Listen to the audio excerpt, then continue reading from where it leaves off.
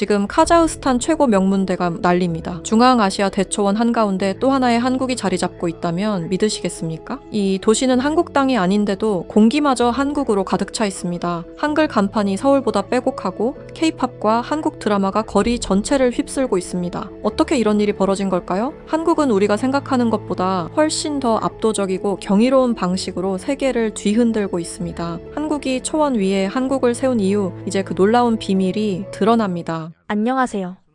제 이름은 아이술루 김입니다. 카자흐스탄 알마티에서 차로 3시간은 더 달려야 나오는 바스토베라는 작은 마을에서 태어났습니다.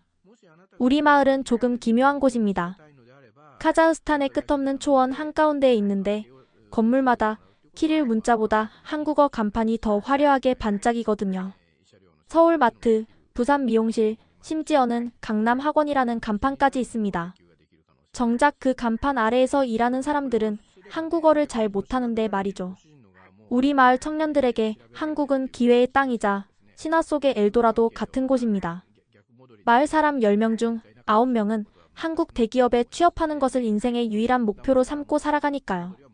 아침마다 마을 광장에는 최신 K-팝이 울려 퍼지고 아이들은 떡볶이를 간식으로 먹으며 한국어 단어를 외웁니다. 제 어머니인 조야 김 역시 우리 마을에서 가장 유명한 한국어 통역사입니다. 어머니는 늘 제게 이렇게 말씀하셨죠. 아이술루, 한국어는 단순히 언어가 아니야. 이건 네가 이 지독한 가난을 벗어나 신분 상승을 할 수 있는 유일한 황금 열쇠란다. 그러니 수학책 따위는 던져버리고 단어 하나라도 더 외우렴. 어머니의 목소리에는 단호함과 절박함이 섞여 있었습니다. 통역사로 일하며 한국인들의 성공을 가장 가까이서 지켜본 어머니에게 한국어는 곧 권력이자 돈이었습니다. 하지만 저는 달랐습니다. 제게 한국어는 이해하기 힘든 복잡한 약속들의 집합체일 뿐이었지만 수학 수식은 우주의 진리를 담은 완벽한 언어였습니다. 저는 매일 아침 한국어 학원에 간다고 집을 나섰습니다. 하지만 제 발길이 닿는 곳은 정반대 방향인 마을 외곽의 낡은 도서관이었습니다. 소비에트 연방 시절에 지어져 지금은 아무도 찾지 않는 그곳은 곰팡이 냄새와 먼지, 쌓인 책들로 가득한 저만의 비밀 아지트였습니다. 스탈린 시대에 지어진 그 육중한 돌 건물 안에서 저는 리만 가설과 페르마의 정리를 친구 삼아 시간을 보냈습니다. 그리고 밤이면 낡은 컴퓨터 앞에 앉아 수학적 알고리즘을 코드로 구현하는 연습을 독학으로 익혀갔습니다. 낡은 나무 책상에 앉아 몽당 연필로 누런 종이 위에 수식을 채워 나갈 때면 저는 제가 살아있음을 느꼈습니다. 수식은 거짓말을 하지 않습니다. 사람들의 시선이나 편견, 언어의 장벽과 상관없이 1 더하기 1은 항상 2가 되고 논리의 사슬은 결코 끊어지지 않으니까요. 도서관 사서 할아버지는 그런 저를 보며 늘 껄껄 웃으셨습니다. 아이술루, 너는 고려인의 피를 이어받았지만 정신은 저 우주 너머에 있구나. 하지만 조심해라. 내 어머니가 이 사실을 알게 되는 날에는 바스톱의 초원이 통째로 뒤집어질 테니까. 할아버지의 농담 섞인 경고는 현실이 되었습니다. 어느 날 오후 도서관의 무거운 철문이 거칠게 열리며 어머니가 나타났습니다. 제 손에 들린 것은 한국어 교재가 아니라 구소련 시절의 낡은 고등 수학 문제집이었습니다. 어머니의 얼굴은 순식간에 차갑게 굳어버렸고 도서관의 정적을 깨는 날카로운 외침이 울려 퍼졌습니다. 네가 감히 나를 속이고 이런 쓸모없는 낙서나 하고 있었다니. 아이술루, 네가 지금 무슨 짓을 하고 있는지 알기나 하니? 내 사촌들은 이미 서울에서 돈을 벌어 부모님께 집을 사들이고 있어. 어머니는 제가 아끼던 수학 노트를 빼앗아 바닥으로 내동댕이 쳤습니다. 흩날리는 종이들 위로 제 눈물이 떨어졌습니다. 저는 차마 입 밖으로 내지 못한 말을 속으로 삼켰습니다. 엄마, 이건 낙서가 아니에요. 이건 세상을 움직이는 가장 위대한 언어예요.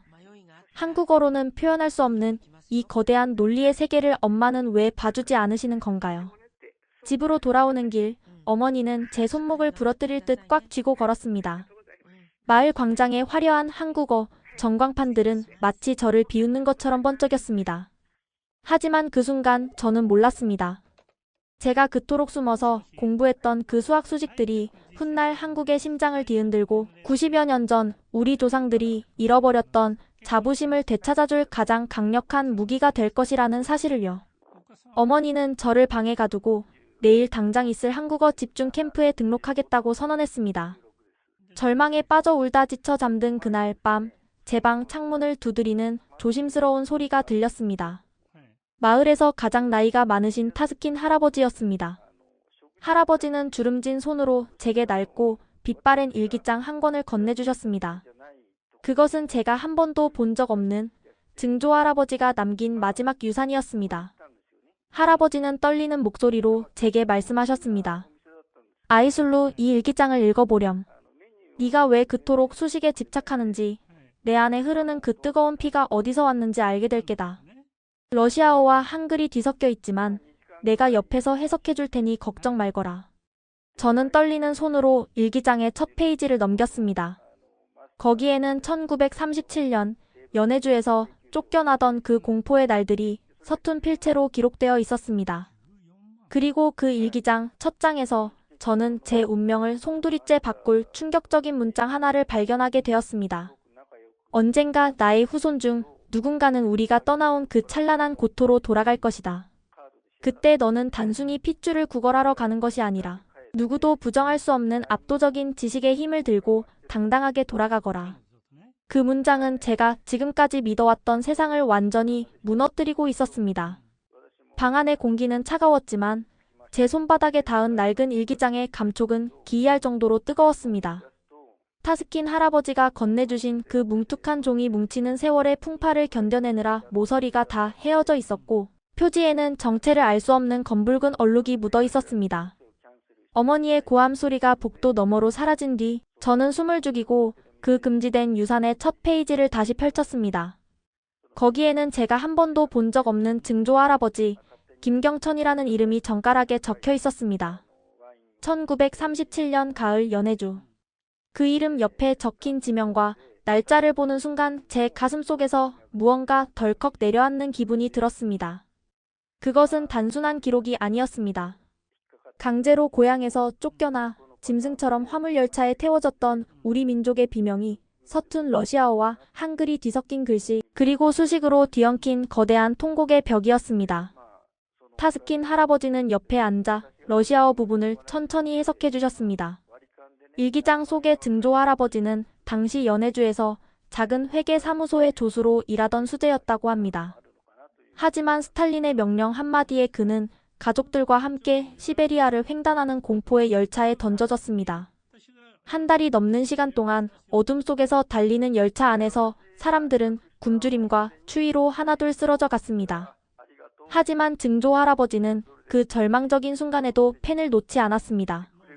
놀랍게도 일기장 곳곳에는 알 수 없는 숫자와 기하학적인 문양들이 가득했습니다. 오늘도 열차는 서쪽으로 달린다.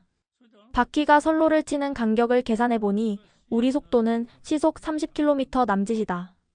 오늘 아침 내 옆에 앉아있던 어린아이가 숨을 거뒀다. 아이의 어머니는 울지도 못하고 굳어버렸다. 나는 그 슬픔을 잊기 위해 오늘 우리가 배급받은 빵의 양과 남은 인원수를 계산했다. 숫자는 감정에 휘둘리지 않는다. 숫자는 이 비극 속에서도 변하지 않는 유일한 진실이다. 그 문장을 읽는 순간 저는 왜 제가 그토록 수학에 집착했는지 깨달았습니다. 그것은 제 개인의 취향이 아니라 90여 년 전 그 차가운 열차 안에서 생존을 위해 수식에 매달렸던 한 남자의 유전자가 제 몸속에 그대로 흐르고 있었기 때문입니다. 증조 할아버지는 총칼을 든 군인들이 자신들의 땅과 집, 심지어는 이름까지 뺏어갈 수 있어도 머릿속에 든 논리와 지식만큼은 결코 뺏어갈 수 없다는 것을 본능적으로 알고 계셨던 겁니다. 일기장 중간에는 더욱 충격적인 내용이 있었습니다. 중앙아시아의 황량한 벌판에 버려졌을 때 우리 고려인들은 맨손으로 땅굴을 파고 농사를 짓기 시작했습니다. 그때 증조 할아버지는 물기를 내고 수로를 설계하는데 수학적인 계산을 적용했습니다. 땅은 정직하다. 우리가 설계한 수치만큼 물을 내어주고 우리가 계산한 만큼 곡식을 돌려준다. 우리는 쫓겨났지만 패배하지 않았다. 지식은 우리가 다시 일어설 수 있는 가장 날카로운 무기가 될 것이다. 그 글귀를 손가락으로 후어 내려가는데 눈물이 툭 떨어져 종이를 적셨습니다. 어머니는 한국어가 성공의 열쇠라고 하셨지만 증조 할아버지에게는 수학이 생존의 열쇠이자 존엄의 마지노선이었습니다. 그분은 일기장의 마지막 페이지에 미래의 후손에게 남기는 유언 같은 글을 남겨두셨습니다. 우리가 뺏겼던 자부심을 되찾아주는 것은 눈물이 아니라 내 머릿속에 든 차가운 이성일 테니까. 저는 그날 밤 일기장을 가슴에 품고 한참을 멍하니 천장을 바라봤습니다. 제 안의 수학적 재능이 단순한 취미가 아니라 90여 년의 세월을 건너온 복수이자 귀환의 선언이라는 것을 깨달은 순간이었습니다. 더 이상 도서관에 숨어서 수학 문제를 푸는 것이 부끄럽지 않았습니다. 오히려 이것이야말로 제가 해야 할 진정한 사명이라는 확신이 들었습니다. 다음 날 아침, 어머니는 여전히 차가운 얼굴로 제 방 문을 열었습니다. 그녀의 손에는 알마티 시내에서 열리는 거대한 행사 포스터가 들려 있었습니다. 오늘 삼성에서 채용 설명회를 하러 온단다. 너도 거기 가서 한국 기업들이 얼마나 대단한지 똑똑히 보고 오렴. 네가 그토록 좋아하는 수학이 그곳에서 한마디의 한국어보다 얼마나 쓸모없는지 깨닫게 될 테니까. 어머니는 비웃는 듯한 말투였지만 저는 오히려 담담하게 고개를 끄덕였습니다. 제 가방 안에는 어머니가 넣어준 한국어 교재 대신 증조 할아버지의 일기장과 제가 밤새 정리한 인공지능 알고리즘 수식들이 담긴 노트가 들어있었습니다. 마을 광장을 지나 알마티로 향하는 버스에 올라타며 저는 창밖으로 빠르게 지나가는 바스토베의 초원을 바라봤습니다. 모두가 한국어로 자신을 증명하려고 할 때 저는 세상에서 가장 공평하고 강력한 언어인 숫자로 승부수를 던지기로 결심했습니다. 하지만 알마티의 화려한 설명회장에 도착했을 때 제 앞에는 상상조차 하지 못한 거대한 장벽이 기다리고 있었습니다. 수백 명의 지원자가 쏟아내는 유창한 한국어의 파도 속에서 입을 굳게 담은 22살. 청년의 도전은 시작부터 위태롭게 흔들리고 있었습니다. 알마티 시내의 로열 튤립 호텔 그랜드 볼룸은 거대한 용광로 같았습니다. 수천 명의 카자흐스탄 청년들이 뿜어내는 열기와 긴장감이 공기를 무겁게 짓누르고 있었습니다. 로비는 이미 발 디딜 틈도 없었습니다. 여기저기서 한국어 자기소개를 중얼거리는 소리가 웅웅거리는 벌떼 소리처럼 들려왔습니다. 안녕하십니까? 저는 한국의 열정을 가진 인재입니다. 저의 장점은 성실함과 끈기입니다. 모두가 똑같은 표정, 똑같은 억양, 심지어는 똑같은 내용의 자기소개를 연습하고 있었습니다. 그들 사이에서 저는 철저히 이질적인 존재였습니다. 남들은 깔끔한 정장을 차려입고 한국어 면접 예상 질문지를 달달 외우고 있었지만 제 손에는 낡아빠진 증조 할아버지의 일기장과 수학 노트뿐이었으니까요. 제 옷차림은 시장에서 산 저렴한 블라우스와 무릎 나온 검은 바지가 전부였습니다. 면접장 문이 열리고 닫힐 때마다 희비가 엇갈렸습니다. 울면서 나오는 사람, 주먹을 불끈 쥐며 나오는 사람. 그 거대한 감정의 파도 속에서 저는 멀미가 날 것만 같았습니다.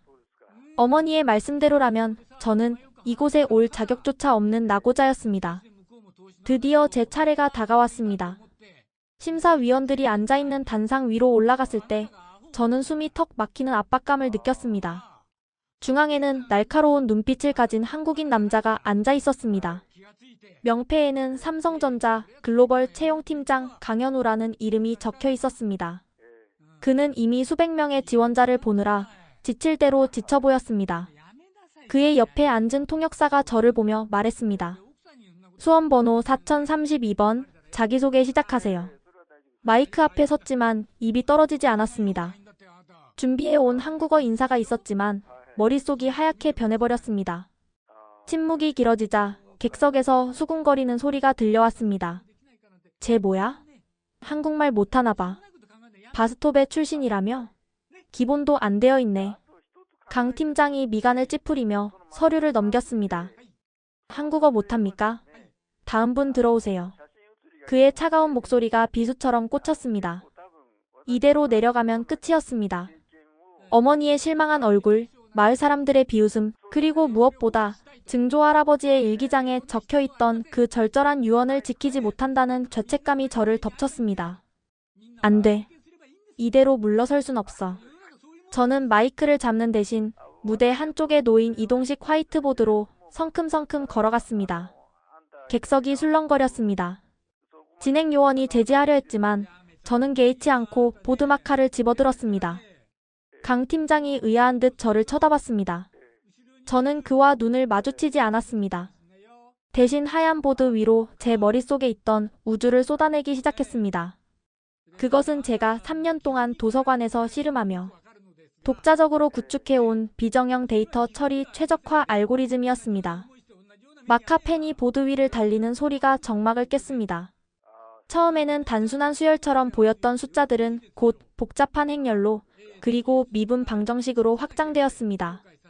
한국어라는 언어의 장벽에 막혀있던 제 입과 달리 제 손끝에서 나오는 수학적 언어는 거침이 없었습니다. 객석의 수군거림이 점차 잦아들었습니다.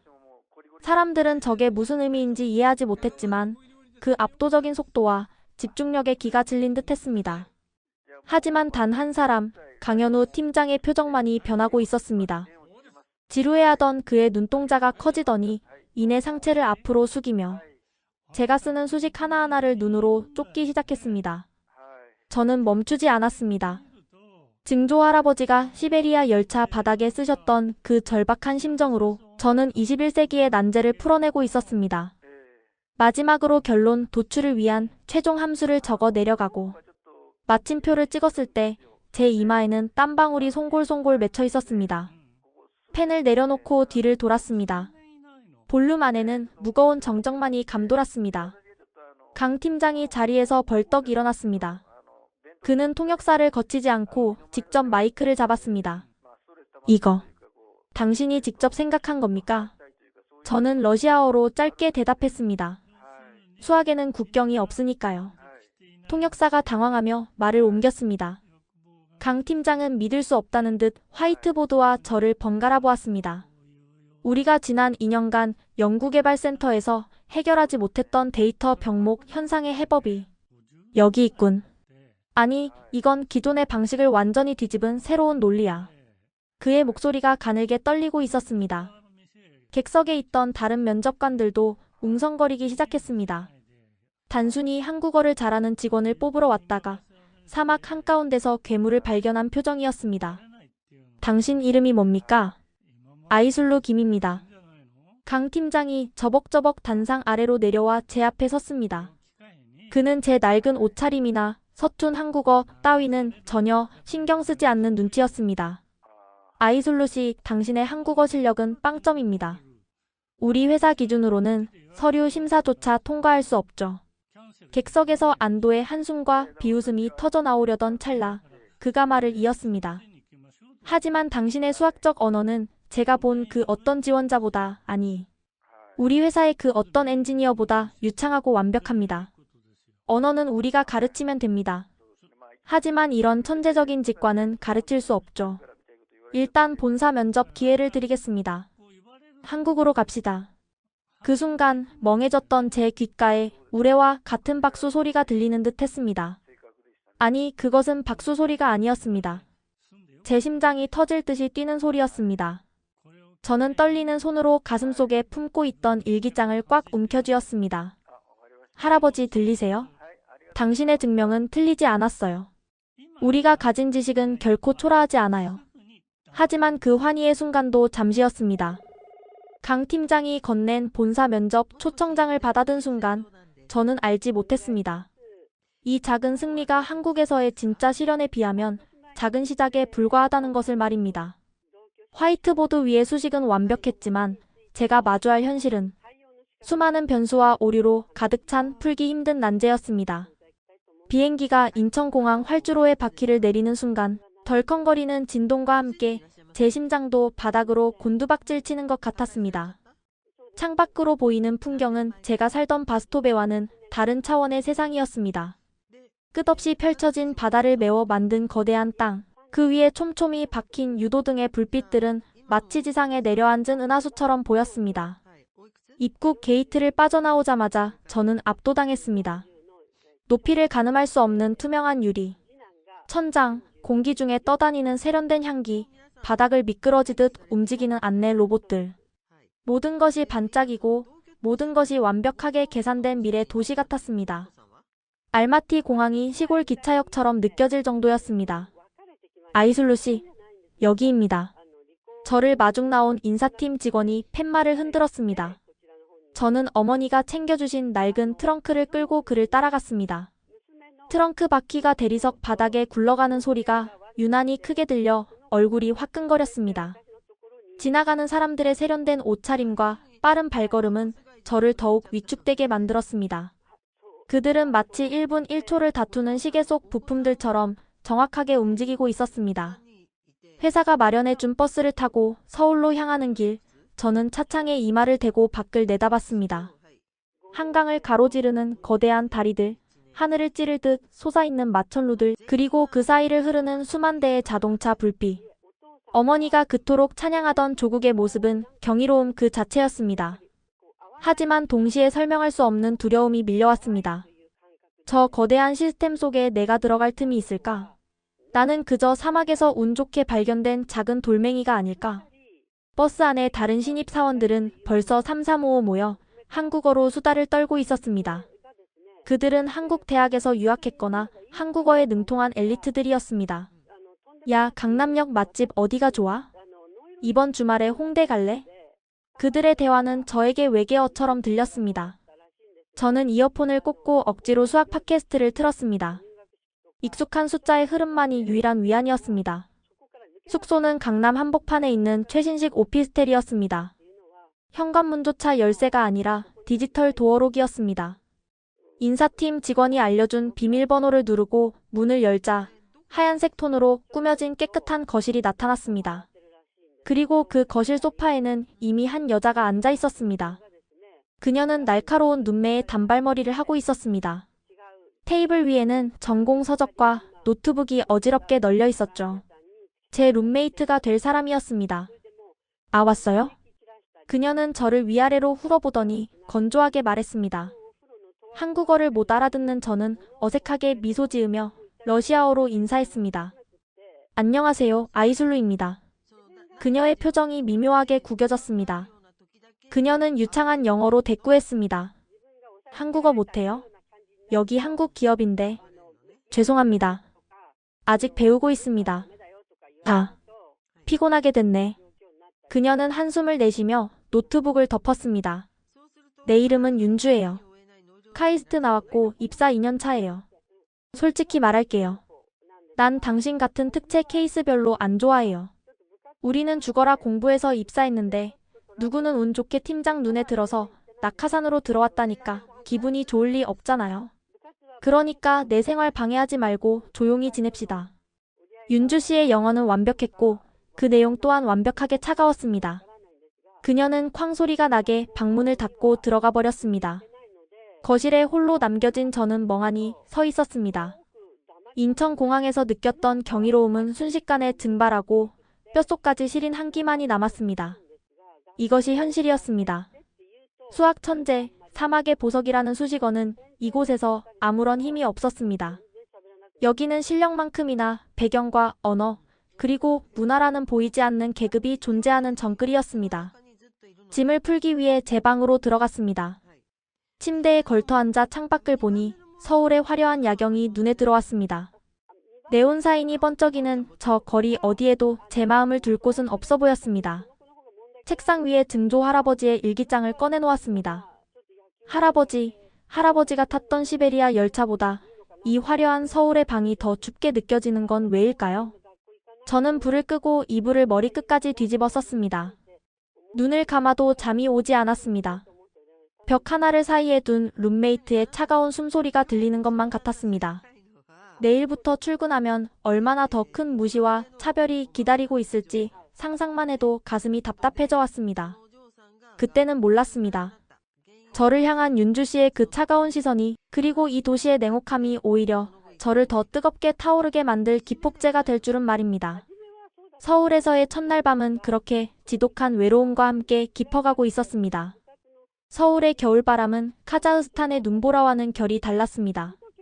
바스토베의 바람이 살을 내는 칼날 같다면 서울의 빌딩 숲 사이로 불어오는 바람은 뼛속까지 파고드는 차가운 바늘 같았습니다. 출근 첫날, 알람 소리에 눈을 뜨기도 전에 현관문 도어록이 열리는 소리가 들렸습니다. 룸메이트 윤주 씨는 이미 출근하고 없었습니다. 식탁 위에는 그녀가 마시다 남은 아이스 아메리카노 컵만이 덩그러니 놓여 있었습니다. 컵 표면에 맺힌 물방울이 마치 그녀가 제게 남긴 차가운 눈물처럼 보였습니다. 저는 서둘러 옷을 챙겨 입고 나섰습니다. 어머니가 사주신 가장 좋은 정장이었지만 강남대로를 활보하는 세련된 직장인들 사이에서 제 옷차림은 촌스럽기 그지없었습니다. 지하철 2호선은 지옥철이라는 별명답게 사람들로 꽉 차 있었습니다. 낯선 향수 냄새, 섬유, 유연제 냄새, 그리고 피로에 절은 땀 냄새가 뒤섞인 공기 속에서 저는 숨을 쉬기조차 힘들었습니다. 사람들은 모두 스마트폰에 코를 박고 무표정한 얼굴로 서 있었습니다.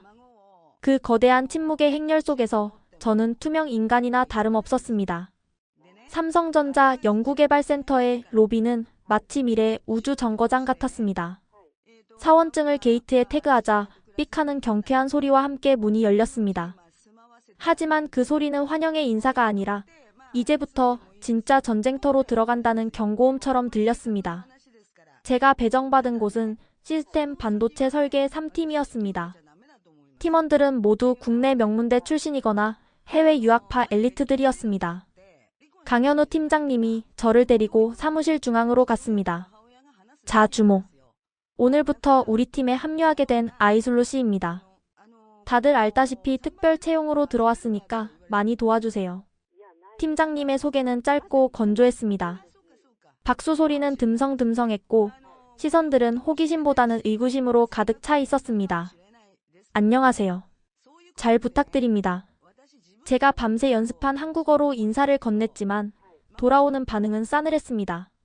한국어 저게 다야? 팀장님도 참 프로젝트 마감이 코앞인데 말도 안 통하는 신입을. 누군가 작게 속삭이는 소리가 들렸습니다. 제자리는 윤주 씨 바로 옆이었습니다. 그녀는 모니터에서 눈을 떼지 않은 채 키보드만 두드리고 있었습니다.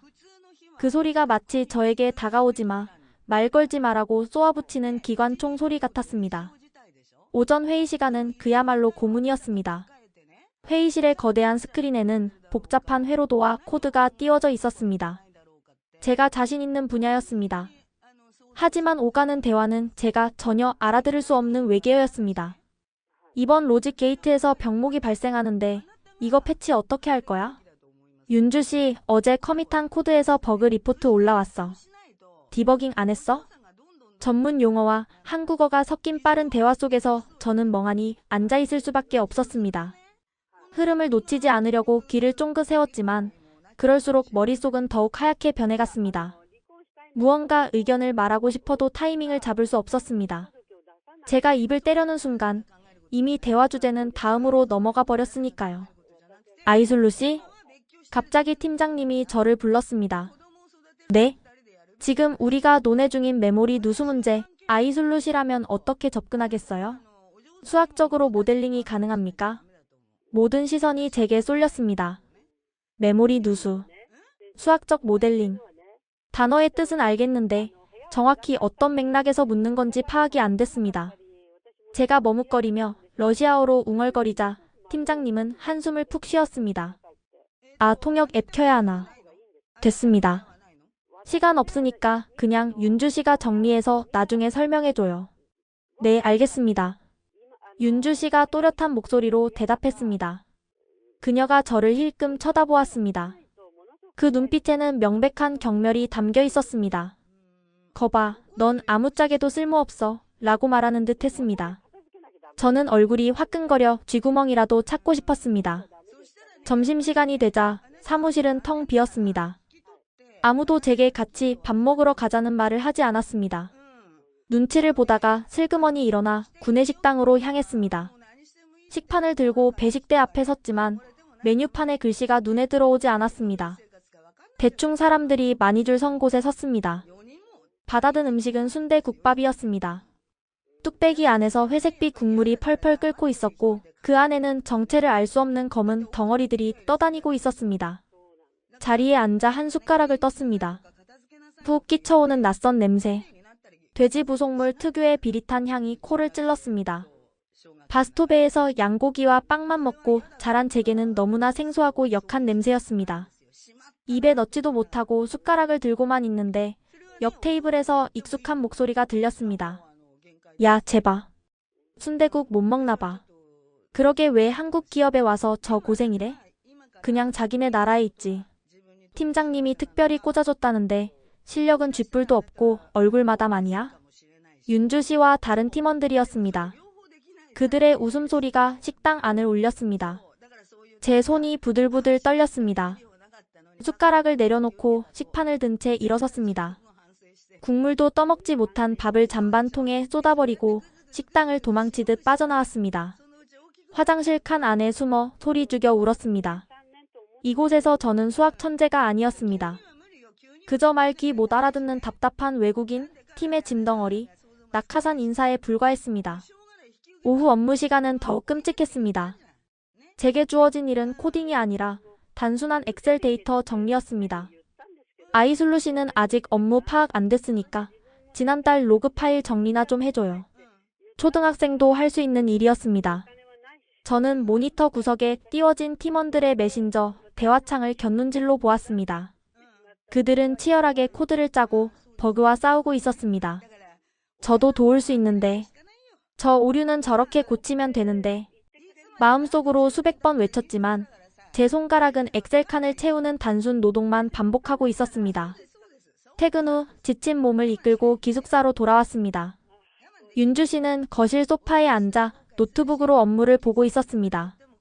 저는 조용히 방으로 들어가려다 용기를 내어 말을 걸었습니다.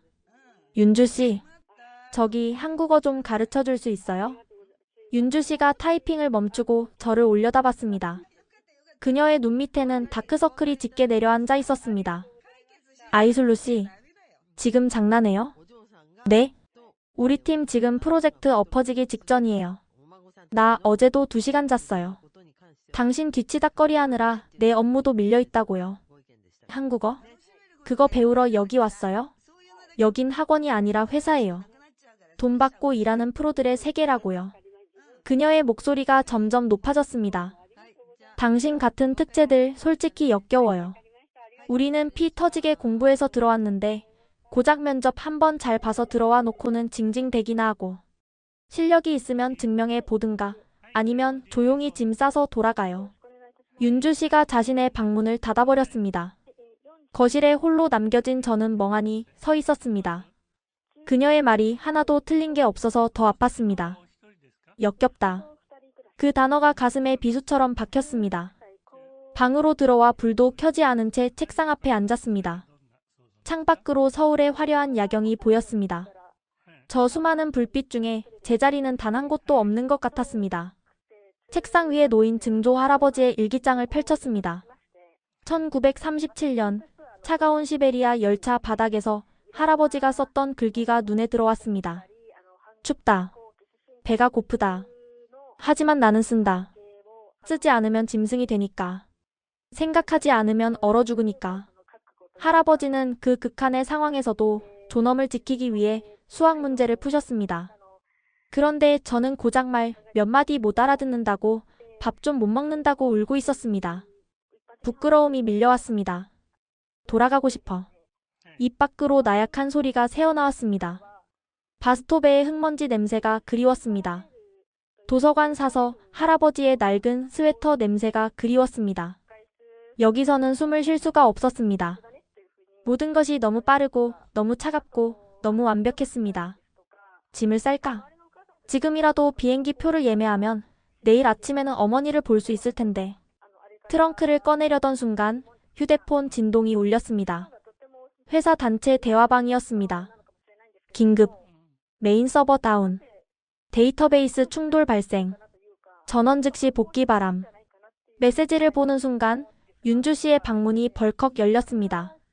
그녀는 사색이 된 얼굴로 튀어나왔습니다. 미치겠네 진짜. 하필 지금 터져? 그녀는 허둥지둥 외투를 챙겨 입으며 저를 노려봤습니다. 당신은 오지 마요. 어차피 와봤자 방해만 되니까. 그녀는 현관문을 박차고 나갔습니다. 텅 빈 기숙사에 다시 정적만이 감돌았습니다. 방해만 되니까. 그 말이 제 머릿속을 맴돌았습니다. 저는 정말 방해물일까요? 아니요. 저는 방해물이 아닙니다. 저는 수학자입니다. 그리고 수학자는 문제가 생겼을 때 도망치지 않습니다. 저는 주먹을 꽉 쥐었습니다. 증조 할아버지의 일기장을 가방에 쑤셔넣고 겉옷을 걸쳤습니다. 윤주 씨의 말대로 제가 할 수 있는 일이 없을지도 모릅니다. 하지만 적어도 도망치지는 않을 것입니다. 이대로 물러서면 저는 영원히 바스토베의 겁쟁이로 남을 테니까요. 택시를 잡아타고 다시 회사로 향하는 길, 차창에 비친 제 얼굴은 더 이상 울고 있지 않았습니다. 눈물 자국이 말라붙은 뺨 위로 도끼가 서려 있었습니다. 두고 봐. 내가 누군지, 내 핏줄에 뭐가 흐르는지 보여줄 테니까. 새벽 1시, 불 꺼진 사무실에는 서버실에서 새어나오는 붉은 경고등만이 깜빡이고 있었습니다. 그리고 그 붉은 빛 속에서 제 인생을 송두리째 바꿀 운명의 밤이 시작되고 있었습니다. 새벽 1시 20분. 택시에서 내린 저는 삼성전자 연구개발센터의 거대한 유리벽 앞에 섰습니다. 평소라면 꺼져 있어야 할 사무실 불빛들이 마치 성난 짐승의 눈처럼 층마다 번뜩이고 있었습니다. 보안 게이트를 통과해 14층 시스템 설계팀. 사무실 문을 여는 순간 훅 끼쳐오는 열기에 숨이 턱 막혔습니다. 그곳은 더 이상 제가 알던 차가운 사무실이 아니었습니다. 전쟁터였습니다. 수십 대의 서버가 윙윙거리는 팬 소음을 내뱉고 있었고 그 소음 위로 팀원들의 다급한 고함이 오갔습니다. 야, 로그 분석 끝났어? 어디서 터진 거야? 모르겠습니다. 메모리 덤프만 계속 뜨고 코어단에서 접근이 안 됩니다. 윤주 씨, 백업 데이터라도 살려봐. 내일 아침에 임원 보고라고. 강현우 팀장님은 넥타이를 풀어 해친 채 모니터를 노려보고 있었고 윤주 씨는 울기 직전의 표정으로 키보드를 두드리고 있었습니다. 바닥에는 배달 음식 용기와 찌그러진 캔 커피들이 굴러다녔습니다. 그 아수라장 속에서 저는 철저히 이방인이었습니다. 제가 조심스럽게 가방을 내려놓자 윤주 씨가 고개를 돌렸습니다. 그녀의 눈은 충혈되어 있었고 저를 보는 시선에는 짜증을 넘어선 허탈함이 담겨 있었습니다. 뭐 하러 왔어요? 가라니까. 그녀의 목소리는 갈라져 있었습니다. 도와드리고 싶어서요. 저도 팀원이니까. 도와요? 지금 서울대 카이스트 박사들도 못 잡아서 이 난리인데 한국어도 못하는 당신이 뭘 돕는다는 거예요? 제발 그냥 저기 구석에 박혀 있어요. 눈에 띄지 말고. 팀장님도 저를 힐끔 보더니 손을 휘저었습니다. 마치 귀찮은 파리를 쫓는 듯한 몸짓이었습니다. 저는 입술을 깨물며 사무실 구석 제자리로 돌아가 앉았습니다. 아무도 저에게 일을 주지 않았습니다. 아무도 저를 부르지 않았습니다. 저는 그저 그들의 절망을 관객처럼 지켜봐야만 했습니다. 시간은 잔인하게 흘렀습니다. 새벽 2시가 지나자 고함은 잦아들고 대신 깊은 한숨과 신음이 그 자리를 채웠습니다. 안 돼. 이거 구조적으로 불가능해. 칩 설계부터 다시 해야 해. 수석 연구원 한 분이 머리를 감싸주며 책상에 엎드렸습니다. 그 말을 신호탄으로 하나둘 의자에 축 늘어지기 시작했습니다. 희망이 사라진 공간에는 패배감만이 짙게 깔렸습니다.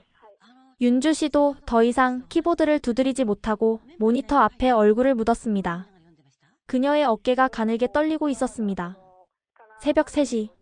사무실은 무거운 침묵에 잠겼습니다. 윙윙거리는 서버의 팬 소리만이 거친 숨소리처럼 공간을 채우고 있었습니다. 다들 지쳐 잠들거나 옥상으로 담배를 피우러 나간 사이 저는 조용히 일어났습니다. 심장이 쿵쿵 뛰었습니다. 마치 범죄를 저지르는 기분이었습니다. 저는 메인 서버가 연결된 중앙 콘솔 앞으로 다가갔습니다. 화면에는 붉은색 경고 창과 함께 수천 줄의 코드가 폭포수처럼 흘러내리고 있었습니다. 치명적 오류 데이터 병목 현상 감지, 프로세스 중단, 화면을 가득 채운 영문과 숫자의 나열. 한국어는 저에게 소외의 언어였지만 이 화면 속의 언어는 달랐습니다. 이것은 C 언어도 파이썬도 아니었습니다. 제 눈에는 그저 거대한 수식의 흐름으로 보였습니다.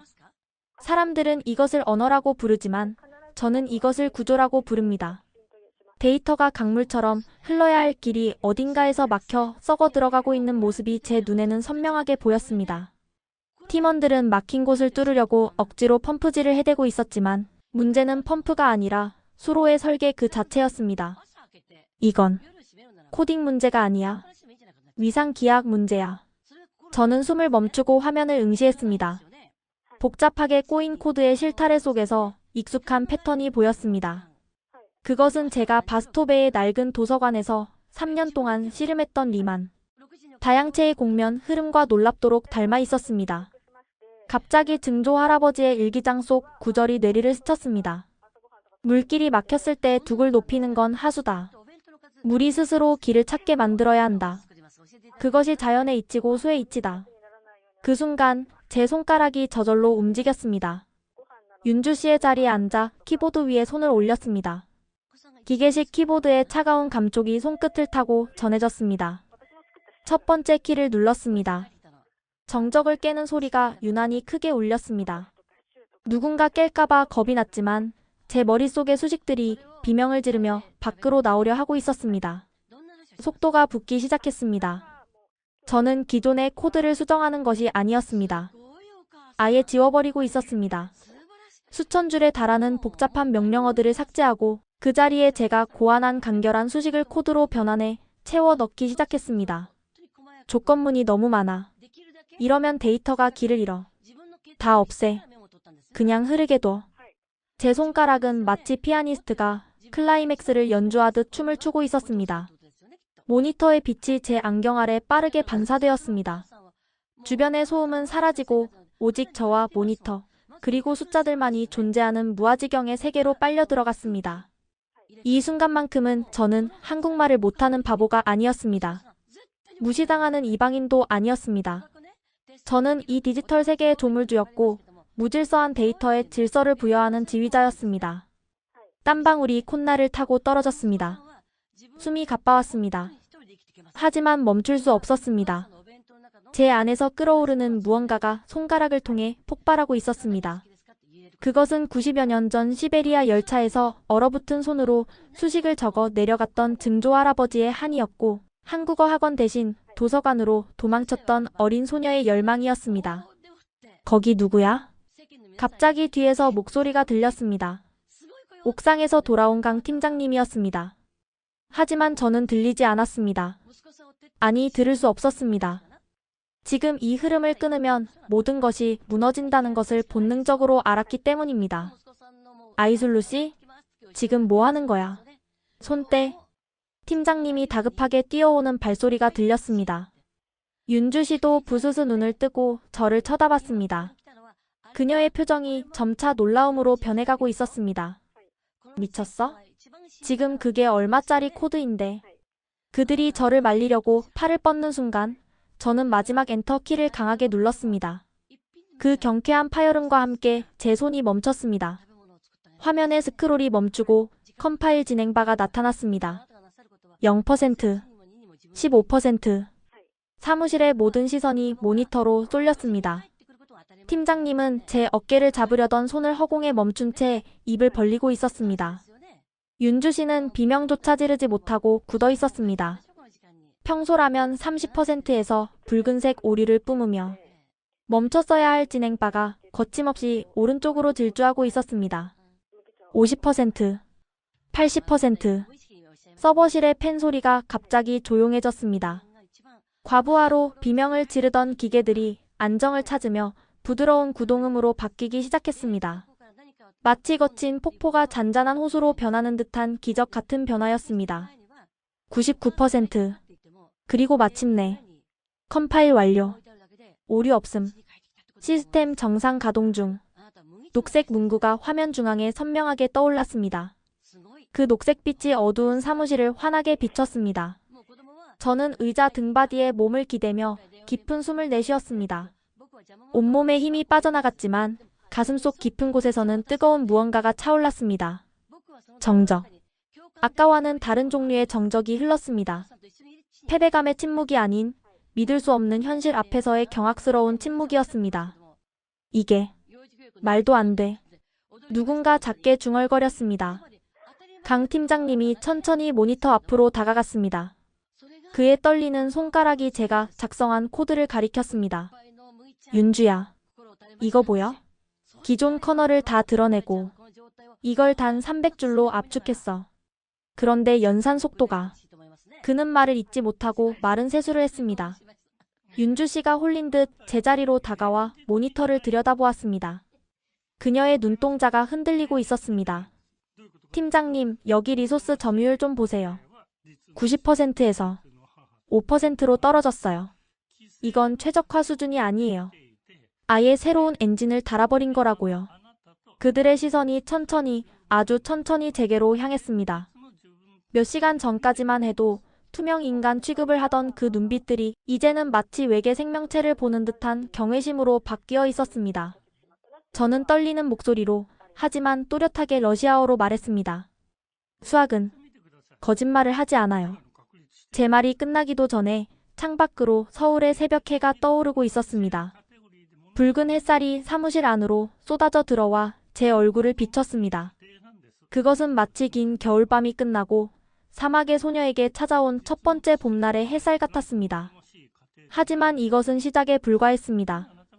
제가 만들어낸 이 작은 기적은 곧 대한민국 반도체 업계를 뒤흔들 거대한 태풍의 눈이 될 준비를 하고 있었습니다. 그리고 저를 무시했던 윤주 씨의 입에서 믿기 힘든 말이 나오기까지는 그리 오랜 시간이 걸리지 않았습니다. 새벽 5시 30분. 사무실의 공기는 무겁게 가라앉아 있었지만 그 밀도는 이전과 확연히 달랐습니다. 절망의 무게가 아닌 충격과 경외감의 무게였습니다. 팀장님이 모니터에서 눈을 떼지 못한 채 입을 열었습니다. 윤주야, 지금 이 벤치마크 결과가 실화냐? 윤주 씨는 믿을 수 없다는 듯 고개를 저으며 다시 키보드를 두드렸습니다. 세 번째 돌리고 있는데 똑같아요, 팀장님.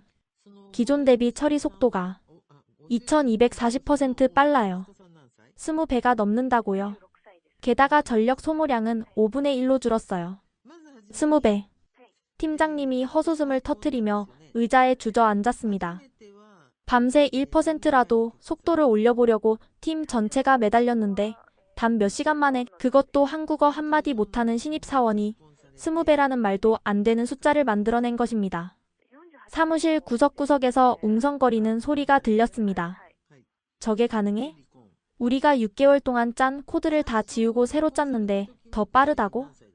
아까 봤어? 키보드 치는데 손이 안 보이더라니까.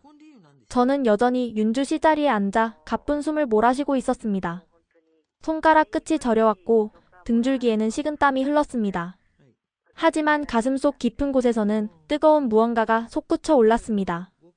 그것은 안도감이 아니었습니다. 지난 몇 달간 저를 짓눌러왔던 무능한 이방인이라는 딱지를 떼어버린 해방감이었습니다. 팀장님이 천천히 제 앞으로 걸어왔습니다. 그의 표정은 복잡해 보였습니다. 놀라움, 당황스러움, 그리고 일말의 미안함이 뒤섞여 있었습니다. 아이솔루 씨. 그가 낮게 저를 불렀습니다. 네. 제가 짧게 대답하자 그가 잠시 머뭇거리더니 윤주 씨를 향해 손짓했습니다. 통역 앱 좀 켜봐. 윤주 씨가 떨리는 손으로 스마트폰을 꺼내 통역 앱을 실행했습니다. 물어봐줘. 도대체 어떤 원리로 짠 거냐고. 이건 우리가 알던 알고리즘 체계가 아니야. 마치 살아있는 생물 같아. 윤주 씨가 제게 스마트폰을 들이밀며 러시아어로 통역된 질문을 들려주었습니다. 저는 천천히 그리고 또렷하게 러시아어로 대답했습니다. 데이터를 흐르는 물이라고 생각했습니다. 기존 코드는 물기를 억지로 꺾고 막아서 흐름을 제어하려고 했죠. 그러면 병목 현상이 생길 수밖에 없어요.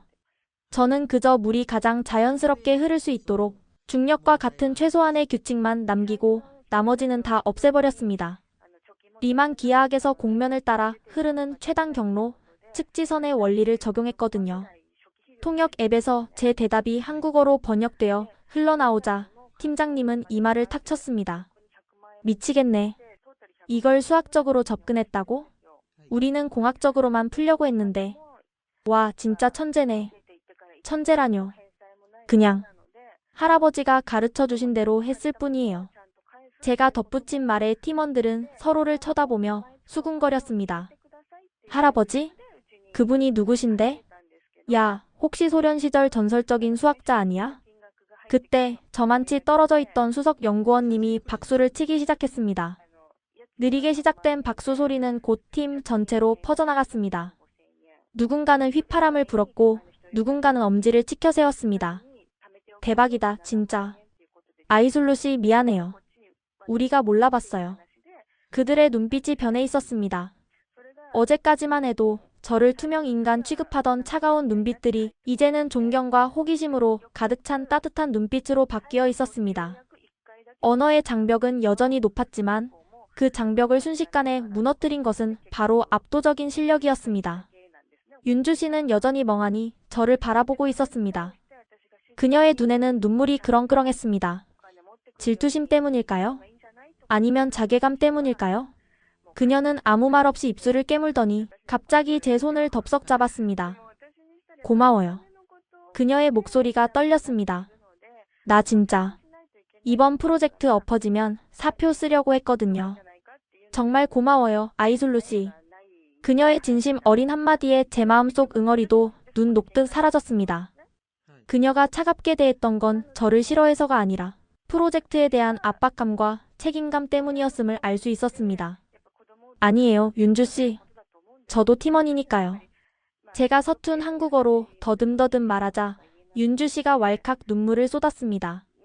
그날 아침 삼성전자 연구개발센터에는 소문이 파다하게 퍼졌습니다. 시스템 설계 3팀에 러시아에서 온 수학 괴물이 있다더라. 새벽에 혼자서 20배 빠른 알고리즘을 짰다더라. 저는 순식간에 유명 인사가 되었습니다. 점심시간 구내식당으로 가는 길은 어제와 완전히 달랐습니다. 아이술루 씨, 같이 밥 먹으러 가요. 오늘 메뉴 불고기인데 괜찮아요? 아니면 파스타 먹으러 갈까요?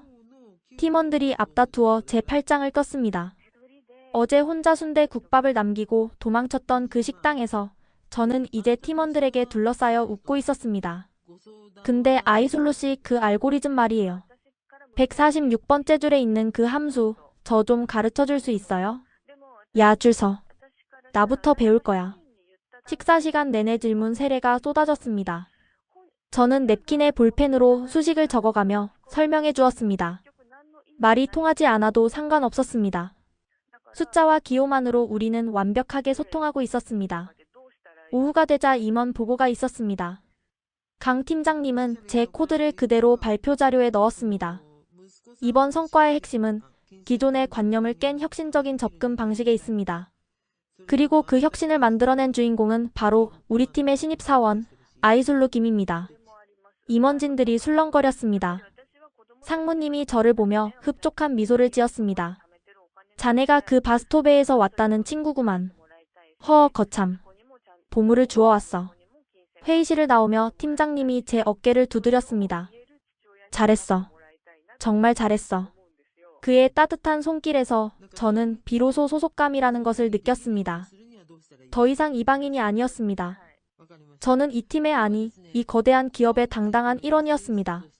하지만 기쁨도 잠시 제자리로 돌아왔을 때 책상 위에 놓인 작은 쪽지가 눈에 들어왔습니다. 윤주 씨가 남긴 것이었습니다. 퇴근하고 기숙사에서 잠깐 얘기 좀 해요. 꼭. 순간 가슴이 철렁했습니다. 아까 고맙다고 했던 건 진심이었을까요? 아니면 사람들 앞이라서 척했던 걸까요? 다시 긴장감이 몰려왔습니다. 퇴근 후 기숙사로 돌아가는 길 발걸음이 무거웠습니다.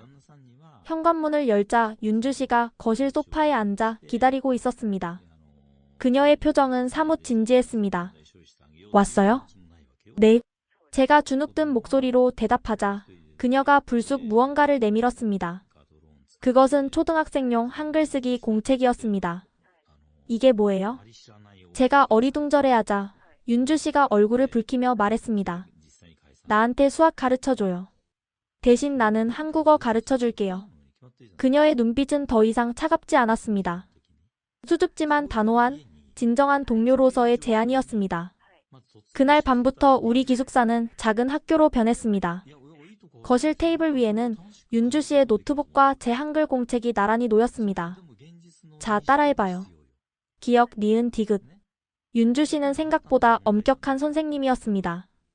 그녀는 제가 르 발음을 제대로 못할 때마다 입 모양을 고쳐주며 몇 번이고 다시 시켰습니다. 아니, 혀를 천장에 붙였다가 떼면서 르. 다시. 너무 어려워요. 제가 울상을 짓자 윤주 씨가 피식 웃었습니다. 수학 천재가 고작 이걸 못해서 쩔쩔매요. 자, 이번엔 수학 시간. 아까 그 위상 수학 개념 다시 설명해봐요. 이번에는 제가 선생님이 될 차례였습니다. 저는 노트에 3차원 그래프를 그리며 열변을 토했습니다. 데이터는 점이 아니라 흐름이에요. 이 흐름을 미분하면 순간적인 변화율을 알 수 있고, 윤주 씨는 제가 러시아어로 설명하고 번역기 앱이 통역해주는 내용을 열심히 받아 적었습니다. 그녀의 눈은 반짝반짝 빛나고 있었습니다. 와, 진짜 신기하다. 우리는 코드를 짤 때 논리 구조만 생각하는데 아이슬로 씨는 공간을 생각하는구나. 완전 다른 차원이네. 우리는 밤이 깊도록 서로의 언어를 교환했습니다. 그녀는 제게 한국의 문화도 가르쳐 주었습니다. 한국에서는 밥 먹을 때 어른이 먼저 수저를 들어야 해. 그리고 존댓말은 끝에 요나스미다를 붙이는 거야.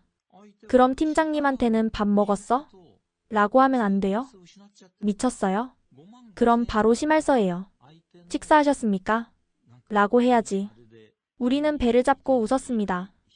웃음소리가 기숙사를 채우자 그동안 쌓여있던 어색함과 오해의 벽이 허물어져 내렸습니다. 윤주 씨는 더 이상 까칠한 룸메이트가 아니었습니다. 낯선 타국에서 만난 저의 첫 번째 친구였습니다. 어느 날 밤 공부를 하다가 윤주 씨가 조심스럽게 물었습니다. 근데 아이슬루 씨는 왜 그렇게 수학을 잘하게 된 거예요? 바스토베에는 학원도 없다면서요.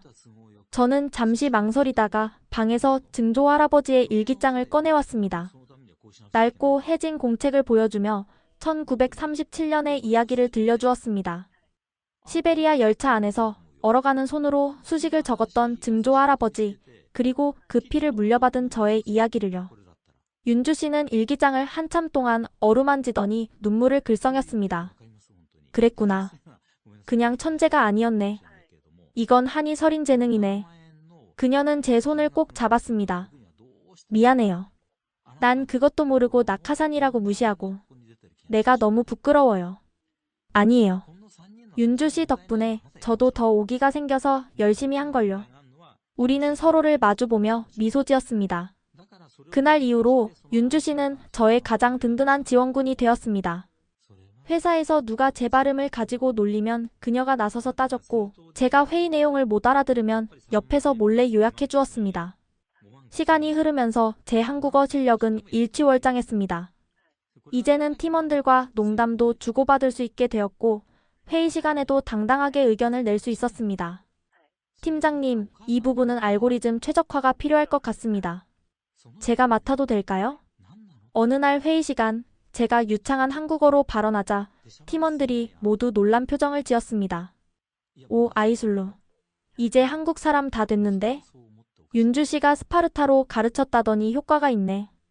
팀장님이 흐뭇하게 웃으며 고개를 끄덕였습니다. 좋아. 아이슬루 씨가 리드해봐. 윤주 씨가 서브로 붙고. 네, 알겠습니다. 저와 윤주 씨는 동시에 대답하며 하이파이브를 했습니다. 우리는 환상의 콤비였습니다. 제가 수학적 모델을 설계하면 윤주 씨가 그것을 완벽한 코드로 구현해냈습니다. 우리의 협업으로 탄생한 차세대 인공지능 반도체 설계는 회사 내부에서 큰 반향을 일으켰고, 급기야 해외 기술 콘퍼런스에까지 초청받게 되었습니다. 발표 당일 저는 수백 명의 외국인 엔지니어들 앞에 섰습니다. 이번에는 러시아어도 영어도 아니었습니다. 저는 또박또박한 한국어로 발표를 시작했습니다. 안녕하십니까? 삼성전자 시스템 설계팀의 아이슬루 김입니다. 오늘 제가 소개할 기술은 90여 년 전 시베리아 열차에서 시작된 이야기입니다. 화면에 증조 할아버지의 낡은 일기장 사진과 최첨단 반도체 회로도가 오버랩되어 나타났습니다. 객석에서 탄성이 터져나왔습니다. 저는 과거와 현재, 수학과 공학, 그리고 한국과 카자흐스탄을 연결하는 이야기를 풀어나갔습니다. 발표가 끝나고 기립박수가 터져나왔을 때 저는 관객석 맨 앞줄에 앉아있는 윤주 씨를 보았습니다. 그녀는 엄지를 치켜세우며 환하게 웃고 있었습니다. 그녀의 옆에는 팀장님과 팀원들이 저를 자랑스럽게 바라보고 있었습니다. 무대 뒤로 내려오자마자 윤주 씨가 달려와 저를 껴안았습니다. 진짜 최고였어. 발음도 완벽했고 내용도 감동적이었어. 다 윤주 선생님 덕분이죠. 우리는 서로를 껴안고 펑펑 울었습니다. 그것은 기쁨의 눈물이자 그동안의 고생을 씻어내는 치유의 눈물이었습니다. 그날 밤 저는 오랜만에 바스토베의 어머니에게 전화를 걸었습니다. 엄마, 나야. 아이술루? 목소리가 왜 그래? 무슨 일 있어? 어머니의 걱정스러운 목소리에 저는 웃으며 대답했습니다. 아니, 엄마. 나 이제 한국어 잘해. 그리고 엄마가 맞았어. 한국어는 정말 황금 열쇠였어. 하지만 그 열쇠를 돌리는 힘은 내 수학이었어. 전화기 너머로 어머니의 흐느끼는 소리가 들려왔습니다. 장하다, 내 딸. 정말 장해. 전화를 끊고 창밖을 보았습니다. 서울의 야경은 여전히 화려했지만 이제는 더 이상 차갑게 느껴지지 않았습니다. 저 수많은 불빛 하나하나가 저를 응원해주는 별빛처럼 따뜻하게 느껴졌습니다. 하지만 제 이야기는 여기서 끝이 아니었습니다. 저의 성공은 바스토베, 아니 전 세계에 흩어져 있는 고려인 청년들에게 거대한 나비 효과를 불러일으키고 있었으니까요. 제2, 제3의 아이술루들이 저를 기다리고 있었습니다. 제 이야기는 알마티의 바람을 타고 카자흐스탄 전역으로 퍼져나갔습니다. 바스토베의 작은 기적, 삼성의 신데렐라라는 타이틀로 현지 뉴스에 대서특필되었고 제 소셜미디어에는 수천 개의 메시지가 쏟아졌습니다. 언니, 저도 수학을 좋아해요. 하지만 부모님은 농사나 지으라고 하세요. 형님, 저는 우즈베키스탄에 사는 고려인 오세입니다. 한국 기업에 가고 싶지만 한국어를 못해서 포기하려고 했습니다. 형님 영상을 보고 다시 책을 폈습니다. 그들의 사연 하나하나가 제 가슴을 쳤습니다. 저와 똑같은 고민, 똑같은 아픔을 가진 수많은 아이술루들이 중앙아시아 곳곳에 숨어 있었습니다. 그들은 재능이 있지만 기회가 없었고 열정은 있지만 확신이 없었습니다. 저는 결심했습니다. 나 혼자만의 성공으로 끝나서는 안 된다고. 이 좁은 문을 활짝 열어 그들을 초대해야 한다고 말입니다. 어느 날 저는 강 팀장님을 찾아갔습니다. 팀장님, 드릴 말씀이 있습니다. 아이술루. 무슨 일이야? 혹시 다른 데서 스카우트 제의라도 왔어? 팀장님이 농담 반 진담 반으로 물었습니다. 아니요. 회사에 제안하고 싶은 프로젝트가 있어요. 이름은 프로젝트 실크로드입니다. 실크로드? 네. 중앙아시아에는 저처럼 한국어는 서툴지만 수학이나 과학에 뛰어난 재능을 가진 고려인 청년들이 많아요. 그들을 발굴해서 교육하고 한국 기업과 연결해주는 다리가 되고 싶습니다. 팀장님은 잠시 생각에 잠기더니 고개를 끄덕였습니다. 좋은 생각이야. 회사 입장에서도 우수한 인재를 확보할 수 있는 기회고 사회공헌 측면에서도 의미가 크겠어. 한번 기획안 써봐. 내가 밀어줄게. 그날부터 저는 윤주 씨와 함께 밤을 새워가며 기획안을 만들었습니다. 현지 학교와 연계한 인재 발굴 프로그램, 한국어 및 직무 교육 커리큘럼, 멘토링 시스템까지 꼼꼼하게 설계했습니다. 그리고 마침내 회사 임원 회의에서 이 프로젝트가 승인되었습니다. 첫 번째 설명회는 제 고향 바스토베에서 열렸습니다. 1년 만에 찾은 고향 마을은 축제 분위기였습니다. 마을회관에는 자랑스러운 딸 아이술루 환영이라는 현수막이 걸려 있었고 어머니는 동네 방네 자랑하고 다니느라 목이 쉬어 있었습니다. 아이술루, 내 새끼 정말 장하다. 어머니가 저를 끌어안고 펑펑 우셨습니다. 그 거친 손의 감촉이 너무나 그리웠습니다. 설명회장에는 수백 명의 학생과 학부모가 몰려들었습니다. 저는 단상에 올라 마이크를 잡았습니다. 여러분, 저는 한국어를 못해서 무시당했던 아이술루입니다. 하지만 지금은 삼성전자의 엔지니어입니다. 언어는 중요하지만 전부는 아닙니다. 여러분의 재능을 믿으세요. 그리고 도전하세요. 제가 그 길을 닦아놓겠습니다. 제 연설이 끝나자 우레와 같은 박수가 터져나왔습니다. 눈시울이 붉어진 아이들이 저에게 달려와 질문을 쏟아냈습니다. 누나, 저도 프로그래머가 될 수 있을까요? 언니, 한국 가면 떡볶이 많이 먹을 수 있어요? 저는 그들의 눈빛에서 1년 전에 제 모습을 보았습니다. 두려움과 설렘이 공존하는 그 순수한 눈망울들. 프로젝트 실크로드는 대성공이었습니다. 일기 선발생 50명 중 40명이 한국 기업 취업에 성공했습니다. 그들은 반도체, 바이오, 건설 등 다양한 분야에서 두각을 나타냈습니다. 우즈베키스탄에서 온 알렉스는 현대자동차 연구소에 들어갔고 키르기스스탄 출신의 마리아는 카카오의 개발자가 되었습니다. 그들은 각자의 위치에서 제 몫을 해내며 고려인 파워를 보여주었습니다. 어느 날 알렉스에게서 영상 통화가 왔습니다. 누나, 저 이번에 엔진 설계팀으로 발령받았어요. 누나 덕분이에요. 정말 고마워요. 화면 속 알렉스는 작업복을 입고 환하게 웃고 있었습니다. 그 뒤로 보이는 서울의 풍경이 유난히 밝게 빛나 보였습니다. 저는 깨달았습니다. 제가 만든 것은 단순한 취업 프로그램이 아니었습니다. 90여 년 전 강제로 끊어졌던 민족의 핏줄을 다시 잇는 거대한 역사적 과업이었습니다. 우리는 이제 흩어진 모래알이 아니라 단단한 바위처럼 뭉쳐 한국이라는 뿌리를 지탱하고 있었습니다. 시간은 빠르게 흘러 어느덧 입사 2년 차가 되었습니다. 저는 이제 어엿한 선임 연구원이 되어 있었고 윤주 씨는 저의 가장 친한 친구이자 멘토로 곁을 지키고 있었습니다. 어느 겨울날, 오늘은 회사 창립 기념일이자 글로벌 인재 포럼이 열리는 날이었습니다. 광화문 광장에 마련된 거대한 야외 무대에는 수천 명의 시민과 외국인들이 모여 있었습니다. 저는 이번 포럼의 기조 연설자로 초청받았습니다. 무대에 오르기 전 대기실에서 윤주 씨가 제 옷매무새를 다듬어 주었습니다. 아이술로 떨려? 조금요. 한국어 발음 안 틀리겠죠? 걱정 마. 넌 이미 완벽해. 그냥 내 이야기 진심을 담아서 하면 돼.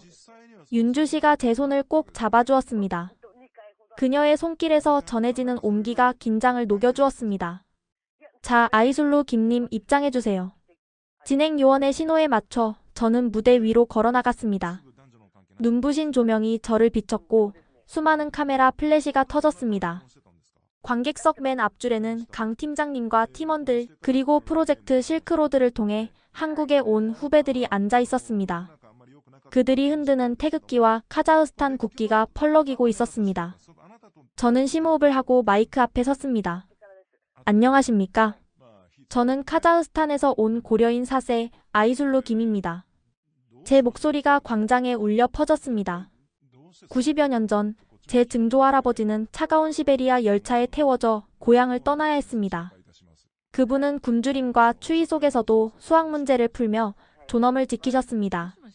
그리고 일기장에 이런 말을 남기셨죠. 언젠가 내 후손이 실력으로 다시 고향 땅을 밟으리라. 저는 잠시 말을 멈추고 관객들을 둘러보았습니다. 모두가 숨을 죽이고 제 이야기에 귀를 기울이고 있었습니다. 저는 그 약속을 지키기 위해 한국어 대신 수학을 선택했습니다. 언어의 장벽에 부딪혀 좌절하고 차별의 눈물 흘리기도 했습니다. 하지만 포기하지 않았습니다. 왜냐하면 제 핏줄 속에는 그 어떤 시련에도 굴하지 않는 고려인의 정신이 흐르고 있었기 때문입니다. 울컥 목이 메어왔습니다. 하지만 꾹 참고 말을 이었습니다. 이제 저는 혼자가 아닙니다. 저기 앉아있는 수많은 고려인 청년들이 저와 함께하고 있습니다. 우리는 더 이상 쫓겨난 이방인이 아닙니다. 실력으로 당당하게 돌아온 이 땅의 주인입니다. 그리고 대한민국은 우리에게 기회의 땅이자 영원한 고향입니다. 제 연설이 끝나자 기립박수가 터져나왔습니다. 사람들은 환호성을 지르며 눈물을 흘렸습니다. 저는 하늘을 올려다보았습니다. 서울의 밤하늘에는 별들이 총총히 박혀 있었습니다. 그 별들은 마치 1937년 증조 할아버지가 열차 틈새로 바라보았던 시베리아의 별들처럼 차갑게 빛나고 있었습니다. 하지만 오늘 밤 그 별들은 저에게 따뜻한 미소를 보내고 있는 것 같았습니다. 할아버지 보고 계시죠? 90여 년 만에 우리가 돌아왔어요. 초대받아서요. 행사가 끝나고 모두가 돌아간 뒤 저는 남산타워 전망대에 올랐습니다. 발 아래로 펼쳐진 서울의 야경은 보석처럼 반짝이고 있었습니다. 한강을 따라 흐르는 자동차 불빛들이 거대한 강물처럼 보였습니다. 저는 가방에서 낡은 일기장을 꺼냈습니다. 그리고 마지막 페이지, 증조 할아버지가 남겨두신 빈 공간에 펜을 들고 꾹꾹 눌러 썼습니다. 서울에서 증조 할아버지의 꿈이 이루어졌습니다. 우리는 이제 다시는 쫓겨나지 않습니다. 이곳에서 우리는 기술로, 열정으로, 그리고 사랑으로 새로운 역사를 써내려갈 것입니다. 당신의 증손녀 아이술로 올림. 펜을 내려놓고 고개를 들자 밤하늘의 별 하나가 유난히 밝게 반짝였습니다. 그것은 마치 텐산 산맥 너머에서 저를 지켜보고 계실 증조 할아버지의 눈빛 같았습니다. 감사해요, 할아버지. 그리고 사랑해요, 나의 조국 대한민국. 저는 서울의 야경을 가슴 깊이 새기며 미소 지었습니다. 제 마음속에서는 이미 다음 도전이 시작되고 있었습니다. 더 넓은 세상, 더 높은 꿈을 향한 새로운 여정이 말입니다. 바스토베의 작은 소녀가 쏘아 올린 희망의 별, 그 빛은 이제 영원히 꺼지지 않을 것입니다. 1937년 시베리아 횡단 열차. 영하 40도의 화물칸에서 손가락이 썩어 들어가는 한 청년이 있었습니다. 그는 옆에서 아이가 숨을 거두는 것을 보면서도 펜을 놓지 않았습니다. 얼어붙은 바닥 위에 수학 문제를 풀었습니다. 숫자는 감정에 휘둘리지 않는다. 이 비극 속에서도 변하지 않는 유일한 진실이다. 90년 뒤 그의 증손녀가 삼성전자 면접장에 섰습니다. 한국어 한마디 못하는 22살 카자흐스탄 소녀. 사람들이 비웃었습니다. 그녀는 대답 대신 화이트보드로 걸어갔습니다. 10분 뒤 면접관의 손이 떨리고 있었습니다. 우리가 2년간 못 푼 문제를. 사막에서 온 이 아이가 처리 속도 2240% 향상, 전력 소모량 5분의 1. 그녀가 적어내린 건 코드가 아니었습니다. 얼어붙은 열차 바닥에서 할아버지가 지킨 존엄의 언어였습니다. 가슴이 뜨거워졌다면 귀한 두 글자만 남겨주십시오. 이 영상을 공유하는 건 단순한 클릭이 아닙니다. 90년 전 빼앗긴 이름표를 되찾은 민족에게 박수를 보내는 일입니다.